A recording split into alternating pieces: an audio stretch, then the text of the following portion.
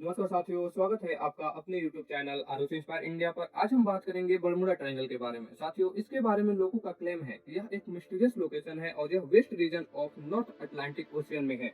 US के state Florida से लेकर पेर्टो रिको आइलैंड और बर्मुडा के बीच स्थित है, इसीलिए इसे बर्मुडा ट्रायंगल के नाम से जानते हैं। वेरियस इंसिडेंट्स की वजह से इस एरिया को ड्रेविस ट्रायंगल के नाम से भी जानते हैं। साथियों, हम इसकी हिस्ट्री के बारे में जानेंगे। ईयर 1950 में एक आर्टिकल पब्लिश हुआ जिसमें द डेडली बर्मुडा ट्रायंगल नाम से इस बर्मुडा ट्रायंगल को बताई गई। इसमें दिक्कतें ये थी कि जब कोई भी शिप इस एरिया में जाती थी तो उसका रेडियो नहीं चलता था, कंपास काम न करना और इलेक्ट्रॉनिक डिवाइस की रीडिंग को फ्लक्चुएट करने लगती थी और आसपास के प्लेन और समुद्री शिप भी गायब हो रहे थे। जब ये सारे इंसिडेंट्स हो रहे थे तो लोगों ने अलग अलग बातें करनी शुरू की। कुछ लोगों का कहना था कि एरिया में सी मोस्टर है, उसका कहना था कि एलियंस का इन्फ्लुएंस है इस एरिया में, और कुछ लोगों ने इल्यूमिनेटी की कॉन्स्पिरेसी को कनेक्ट करना शुरू कर दिया, लेकिन कंफर्म कुछ भी नहीं हो रहा था। साथियों, 1988 में एक शिप था आइलैंड ऑस्टिन। ये इंग्लैंड से न्यूयॉर्क के लिए निकलता है। जब यह शिप बर्मुडा ट्रायंगल के पास पहुंचता है तो कैप्टन ग्रिफिन, जो इस शिप को लीड कर रहे थे, उन्होंने नोटिस किया एक बोट जो कि बर्मुडा ट्रायंगल के बिल्कुल नजदीक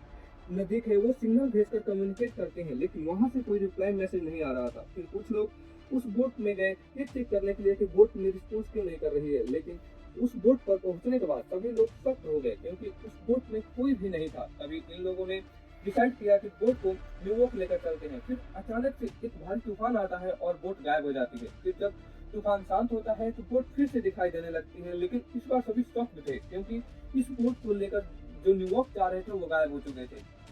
एक और बोट थी जिसका नाम था मैरी सेल्ट्सर। इसने 7 नवंबर 1872 को न्यूयॉर्क से इटली के लिए निकलती थी, लेकिन जब यह शिप बर्मुडा ट्रायंगल के पास पहुंचती है तो यह गायब हो जाती है। इस शिप को सर्च करने के बाद यह कहीं भी नहीं मिलती है, लेकिन इसके एक महीने बाद 4 दिसंबर 1872 को ये बर्मुडा ट्रायंगल के पास तैरता हुआ दिखता है। रेस्क्यू टीम भी हैरान हो जाती है क्योंकि पूरे शिप में एक भी आदमी नहीं था और शिप को कोई भी नुकसान नहीं हुआ था। इसके बाद 5 दिसंबर 1945 को और 5 फाइटर प्लेन एक साथ ग्रुप नेविगेशन और कॉम्बैट फाइटिंग ट्रेनिंग के लिए फ्लोरिडा से निकलते हैं। ये पूरे ग्रुप में सारे ट्रेनर थे और इसका सीनियर था चार्ल्स। इसने ट्रेनिंग का रूट था, ये फ्लोरिडा से निकलेंगे और चिकन रॉक पर बम को ड्रॉप करेंगे और ग्रैंड बहामास पर जाकर वापस फ्लोरिडा के बेस पर वापस आ जाएंगे। उस पार्टिकुलर समय पर जो मौसम क्लियर था, लेकिन जैसे ये लोग निकलते हैं इसके 2 घंटे बाद मौसम खराब हो जाता है और इसकी लीडर चार्ल्स डिसाइड करते हैं कि ये टास्क को पूरा नहीं करेंगे। लेकिन जब वो वापसी लौटने का मैसेज यूज करते हैं, लेकिन किसी का भी कंपास काम नहीं कर रहा था और ये डायरेक्शन लेस हो जाते हैं। इनको खोजने के लिए एक और एयरक्राफ्ट जाता है, लेकिन वो भी गायब हो जाता है। जो इसका लास्ट मैसेज था कि यहाँ पर 100 फीट की ऊंचाई पर कुछ जल रहा है और उसके बाद ये गायब हो जाते हैं। क्रिस्टोफर कोलंबस के बुक में ये मेंशन था कि जब ये लंदन से बर्मुडा ट्रायंगल के पास पहुंचे तो इनका कंपास काम करना बंद कर देता है और ये रास्ता भटक गए थे। कोलंबस जैसे तैसे ट्रैवल करते हैं और वो अपने डायरी में लिखते थे, जिसमें उन्होंने लिखा था ये 1492 में यहाँ पर कैंपस काम करना बंद कर दिया था और रोशनी की तरह कुछ जल रहा है और रोशनी आसमान से गिर रही है। ब्रूस ब्रूस इकलौते एक आदमी थे जो बर्मुडा ट्रायंगल को सर्वाइव करके वापस आए थे।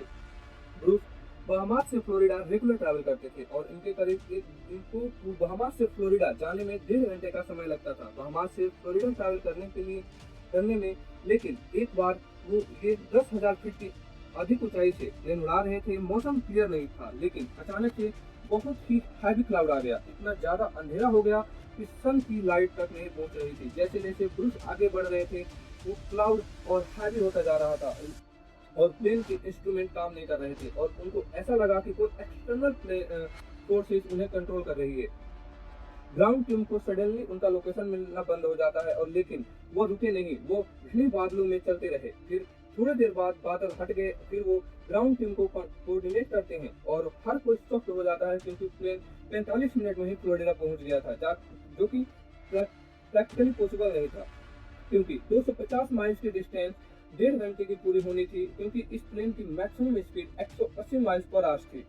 तो प्रैक्टिकल ऐसा पॉसिबल नहीं था 45 मिनट में इस डिस्टेंस को कवर किया जा सके। और जब फ्यूल को चेक किया गया तो फ्यूल बिल्कुल सेम था, कम नहीं हुआ था। साथियों, बर्मुडा ट्रायंगल के एरिया में 8,634 शिप गए हैं, जिसमें से 2 कैजुअल्टी हुई है, लेकिन लास्ट ब्लैक रिपोर्ट के अनुसार 77 शिप्स और एयरक्राफ्ट मिसिस हुए हैं। बर्मुडा ट्रायंगल में आज के डेट में तो कहीं नहीं जा सकते कि कंपास हिस्ट्री बता नहीं कर सकते कि हिस्ट्री बता रहे हैं वो सही भी है या नहीं। और इस चीज को ज्यादातर केस में आप सुनोगे तो कंपास खराब हो जाता है। देखिए, कंपास के अंदर जब भी आप नॉर्थ डायरेक्शन चेक करते हैं तो अर्थ के जियोग्राफिक नॉर्थ से थोड़ा अलग दिखाता है। इसीलिए अर्थ के 2 पोल सिस्टम है, एक तो मैग्नेटिक पोल सिस्टम जो कंपास दिखाता है, और दूसरा जियोग्राफिक पोल सिस्टम जो कि इस अर्थ के एक्साइज और अर्थ के एक्साइज ऑफ रोटेशन पर बेस्ड है। जियोग्राफिक नॉर्थ पोल को हम ट्रू नॉर्थ भी कहते हैं, लेकिन अर्थ के ऊपर कुछ जगह ऐसी भी है जहां पर आप कंपास से चेक करोगे तो एक्चुअल नॉर्थ पोल दिखाएगा, और जिस जगह पर एक्चुअल नॉर्थ पोल दिखाता है उसे हम एगोनिक लाइन कहते हैं। वैसे तो ये एगोनिक लाइन समय समय पर चेंज होता रहता है, लेकिन बर्मुडा ट्रायंगल पर काफी समय से इसका सेंटर है, इसलिए इस एरिया में कंपास दिक्कत करता है और गलत डायरेक्शन दिखाता है। लेकिन आज के डेट में हमारे पास जीपीएस है, रडार है, सोनार है, इसीलिए आज के डेट में ये सारी चीजें सुनाई नहीं देता। बर्मुडा ट्रायंगल का जो एरिया है वहाँ पर मीथेन हाइड्राइड ये फील्ड भी है, जो कि मीथेन का इरप्शन होता है और वह पानी से मिलकर बड़े बड़े बबल्स बनाता है, जिसमें पानी की डेंसिटी कम हो जाती है और शिप सर्वाइव नहीं कर पाती। यही कारण है कि शिप डूब जाती है। एक्सपेरिमेंट में ये चीज प्रूफ हो चुका है कि बबल्स की वजह से शिप डूब सकते हैं। साथियों, बर्मुडा ट्रायंगल में ऐसा नहीं है कि सिर्फ एक रीजन की वजह से इंसिडेंट्स होते हैं। इसमें कई सारी चीजें हैं, जैसे 2006 में यूनिवर्सिटी ऑफ कोलोराडो में साइंटिस्ट की टीम ने सैटेलाइट इमेजेस निकाले बर्मुडा ट्रायंगल का, जिसमें दिखाया गया कि जो क्लाउड का शेप है वो हेक्सागन है, जो कि नॉर्मली ऐसा देखने को नहीं मिलता। ये हेक्सागन क्लाउड एयर बोन की तरह काम करते हैं और एयरक्राफ्ट पर 175 माइल्स पर आवर्स की स्पीड से हिट कर सकते हैं, जिससे एयरक्राफ्ट कोलैप्स हो सकता है। फिर इससे हम कहा गया कि यह एक ह्यूमन एरर, बैड वेदर और अनप्रेडिक्टेबल सिचुएशन की वजह से हादसे हुए हैं। साथियों, हमने अपने सेशन में के थ्रू बर्मुडा ट्रायंगल के बारे को समझने की कोशिश की। हमें उम्मीद है कि आपको हमारा सेशन समझ में आया होगा, और आपको हमारा सेशन कैसा लगा कमेंट बॉक्स में जरूर बताएं। चैनल को लाइक एंड सब्सक्राइब करें। Thank you.